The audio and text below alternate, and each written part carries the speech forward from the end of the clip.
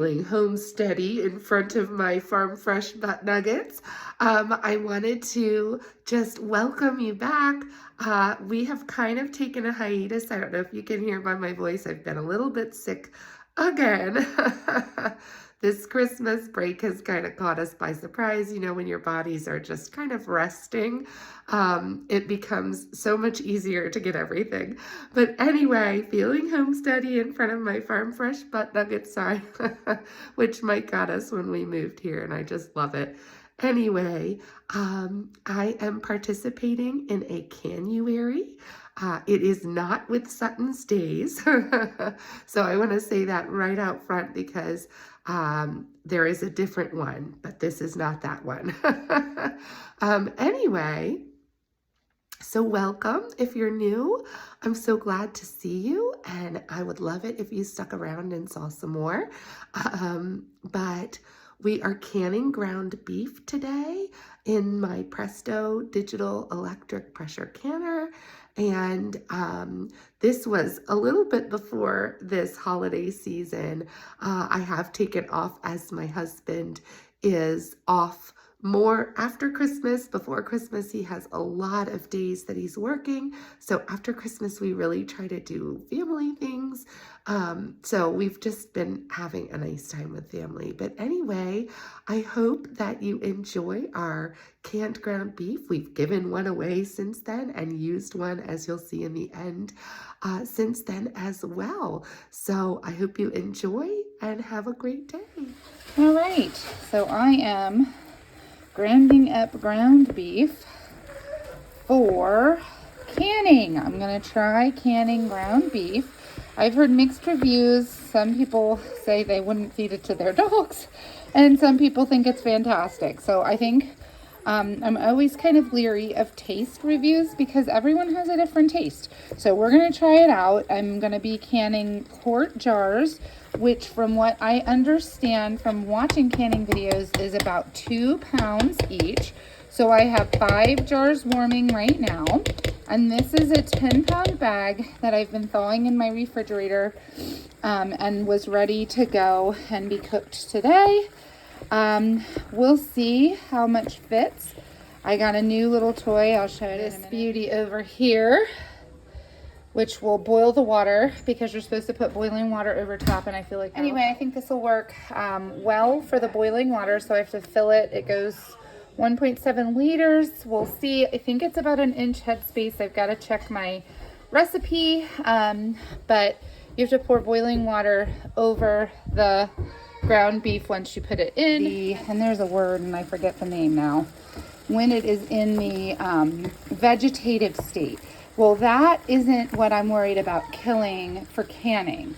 It's when it's in the spore form. And because it has such a hard spore that really only comes into the vegetative state, breaks out of the spore or whatever, under the right circumstances, it's difficult to kill it beforehand. But you want to make sure there are no spores, because the canning environment, how you're storing your cans, your jars, is the perfect environment for botulism to develop into the vegetative state. So anyway, I think she said like 235 to 240, or maybe 230 to 240 degrees Fahrenheit. And we're in the United States, so I go by Fahrenheit.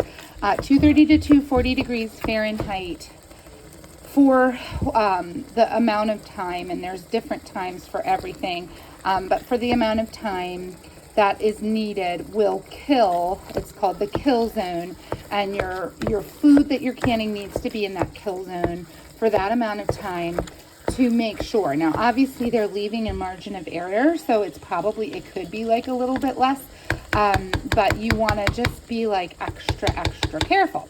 So anyway, she did test. So I am using the Presto digital electric canner, and she did a test on ground beef because she had done a tomato, like a meat sauce, and that had failed. And so a lot of people asked, well, would just ground beef fail? Because you want to make sure that you have safe food that you're serving your family.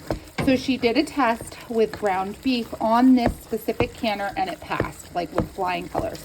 So I feel like I'm confident that I can use this and it will do what is needed to do so that my family will have shelf-stable ground beef to use when they need it. Our beef cubes and potatoes have been used. Kids are really loving that. I used our canned stock for some chicken noodle soup when some of our kiddos got sick. And when I was sick, we all got sick a little bit before Christmas, and so I was able to use the stock to make some soup. So we've been using it, and it's good, what we've used so far. Now, this, like I said, ground beef is the only thing with mixed reviews. So I figured I'd film at least one of these. I am trying to get as much fat out. I have mentioned in another video that when canning, the fat can cause issues with the sealing. So you want to try, sorry about the smoke, fix that.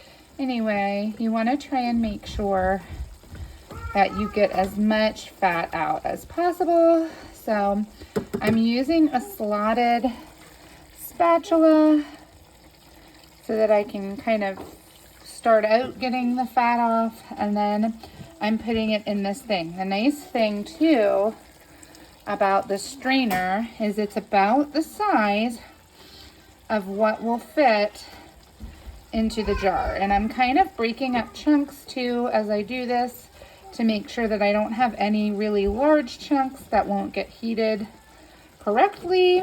I want to make sure that I'm being super safe, just because this is my first time doing ground beef. I'm still a very beginner canner. So I just want to make sure I am being extra safe. And then, so then I'm kind of taking that and putting it into my jar. Okay, so I've decided to just do the 4 jars. So I have them, and from what I understand, 1 inch is that bottom rung, but I'm going to use my debubbler and everything else. My water is done. The red turned off. It was boiling. It's nice and hot and ready. So I'm going to pour it in until it reaches that top rim. And then I'm gonna debubble. So if you can see from here, nice boiling water. I'm gonna do that in here. I'll probably turn this off after this one. And then I'll debubble. Okay, so I'm going to kind of go around the outside, get it good and debubbled. And then we're gonna look. The 4th one down is 1 inch. So it looks like this one needs a little more water. I'm gonna do it to every one and then kind of add the water at the same time. It is looking like my special little contraption is going to be perfect. Yep, this one needs a little bit too. Gonna be perfect amount. Like I'm down at about 0.5 liters. And I think that's all I'm really gonna need to add to these. So I've debubbled, tested. Yeah, we need a little bit more water. So here we go. Just a little, just a little, and just a little. And it really is, it's perfect. So you can see it's like 0 left. Perfect. Perfect. Okay.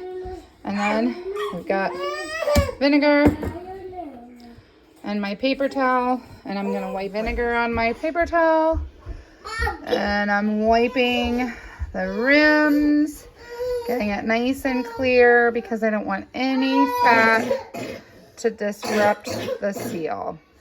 And then I'll grab my lid and I'm gonna do that a little bit later because I can't really do it while holding the thing. And then another time, clean spot on the paper towel. It looks a little funny because I'm using apple cider vinegar because again, that's all I have at the moment. What, sweetie? Sorry, there is some dropped grease and beef, and I'll take care of that when I'm finished with this. And then lid and rim. And again, I'm gonna take care of that in a minute when I'm not holding the camera. You want to do that fingertip tight, so not crazy tight, but not crazy loose. You want it to keep please. And Timmy really wants me to peel his orange, so I'm gonna, got dented. So I'm trying to not have to get a new one each time. I know that's what they recommend. I've watched stuff on it. It seems that if you can make sure that it doesn't have any dents, it won't cause issues. But it needs to not have any dents and any damage on the rubber gasket part. And I've heard these lids are good, so I'll let you know. They're called 4 jars, that they're pretty good quality. So we'll see if they hold up to children opening them. So I'm gonna tighten these and take them out. Now, I made a last minute decision to keep this stuff in my pan because I'm gonna need it for dinner tonight. So that one will just sit out for a little bit, but we should fill this. And there they are, all 4 into the canner. Yeah, we have hard water and it likes to make fun things. Sorry, I'm moving from place to place and getting a little out of breath. Sometimes it has a little trouble closing all the way, but I believe that did it. And then you want to keep it on vent. We're coming in here. Now we're heating, and it's gonna get up to where it's pushing steam out of this for 10 minutes. Like once it hits that point where it's continuously pushing steam out, it will start the 10-minute countdown, and then I will move it to can and move this from vent. I don't know if you can see it. Excuse the dust, sorry. From vent to can. And so this little arrow will go there, and then it seals it. It's telling me to put the regulator on can. I did. It's pointing right forward.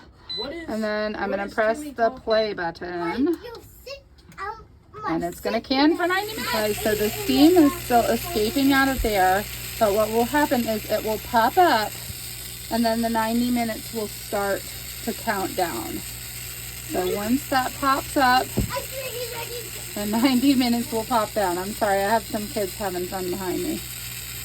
You can see the water droplets, the steam is coming out. And it should happen. It's almost like watching water boil or paint dry, right? It takes a little while. I might just capture it once it actually pops. It is pretty exciting to see it happen. Oh, here we go. It's starting to go up. Jonah's excited. He wants to see it too. It's going up little by little. And what that means once it goes all the way up is that it has reached there we go. It's up. And then you stop hearing the steam escape, and the 90 minutes will start to count down now. So what that means at this sea level is that it is at 10 pounds pressure, and all of the steam has escaped, and it is exactly the right type of environment to kill the bottom. Real quick, wanted to hop on after showing that cool little thing pop up. Woohoo! We are going to see the lights tonight. That's why my kids were all excited. We're having beef and cheese quesadillas. That's what I'm doing with the leftover 2 pounds of beef. And we're gonna drive and see some local lights. And so I can just leave this. It will work. And when I come back, it will hopefully be cooling down. It does take about 3 hours. So we'll see when we get back. So we got back from the lights. I got 4 of the 9 children to bed. I'm about to put my daughter to bed, but we have the cooling function going. So the 90 minutes has happened. And this thing is still up. The nice thing about it, this is what opens it. Obviously it can't open when that's up. So it's got kind of some built-in safety things. You keep the can there because you want it to come off of pressure naturally. A lot of the kill zone type stuff happens when it's in the cool down part of the process. So we want to keep it pressurized that whole time, but hopefully we will be able to, and what will happen is this cool stays on until it's, I think, like 10 minutes. I've caught it a couple of times, until it's about 10 minutes from being able to open. And then once that beep goes off, then you may open it and take them out. So we'll come back when that happens and we'll look at what we've got. All right, so I missed the countdown, but it is done. So this is down. I can move this to vent so I can open it. I can turn this and open. And then I always get a little confused because it goes a different way than my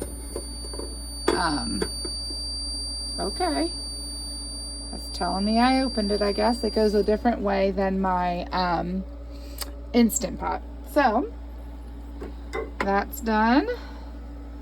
We're gonna lift these out. They are still boiling, so that's good. It looks like a little bit of siphoning is happening, which I've heard about. So there's a little bit of liquid escaping, and I've heard you can just wipe the jar lids, but so far so good.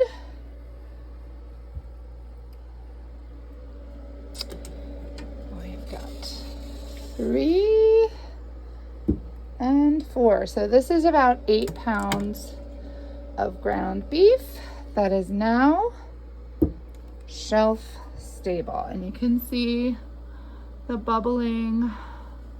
It does look like it still has some fat by that yellow and that kind of like separation between what is the water and what is the ground beef. So we'll see how that works. But there are 4, I think. Actually, they're all already sealed.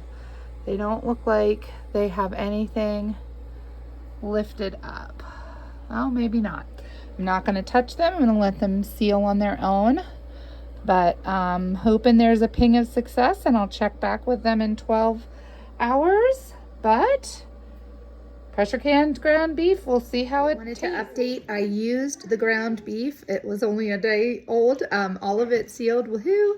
I used it in our dish tonight, which is kind of like a creamy, cheesy spinach and ground beef sauce over top of rice.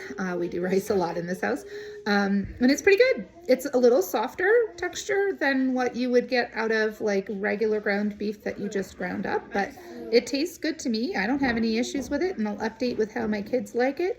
But for right now, this is a win.